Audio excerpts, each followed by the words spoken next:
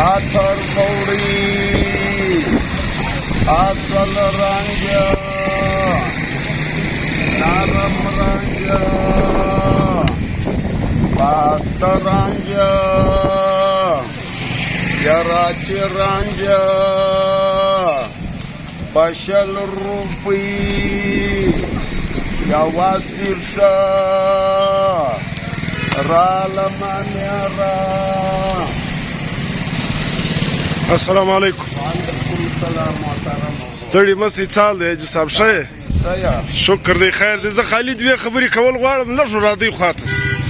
هو ته ستړی مه سې. ایمان دې سلامت څال دی څنګه یې ښه یې صحت ښه دی؟ مبارک علیه السلام مجلسي که شکر دی. او دوې خبرې ما چې خالي د سر کومه ستا و همت ته سلام کومه الله دې چې ته له څو وخته زه ته دا رانجه ده ښیې د اتیا کالو زه دغه ستا عمر څو دی؟ ما شپږ نوي عمر ده دی.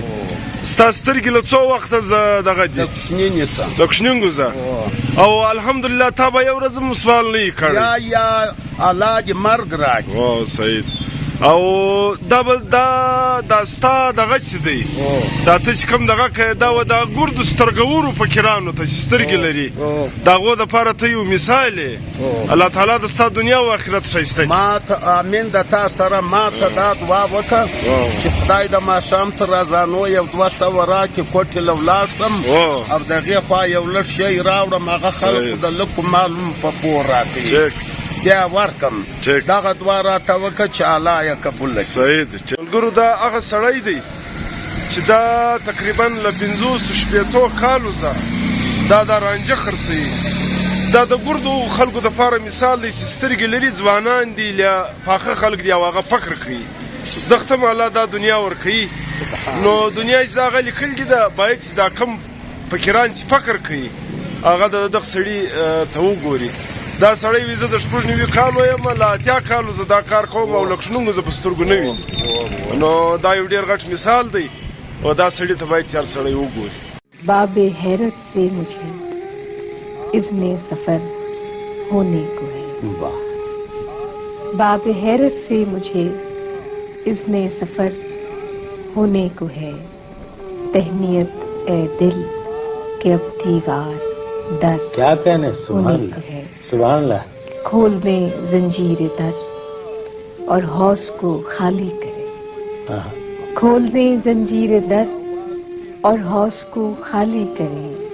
زندگی کے باغ میں اب سے پہر ہونے کو ہے کہ موت کی آہٹ سنائی دے رہی ہے دل میں کیوں.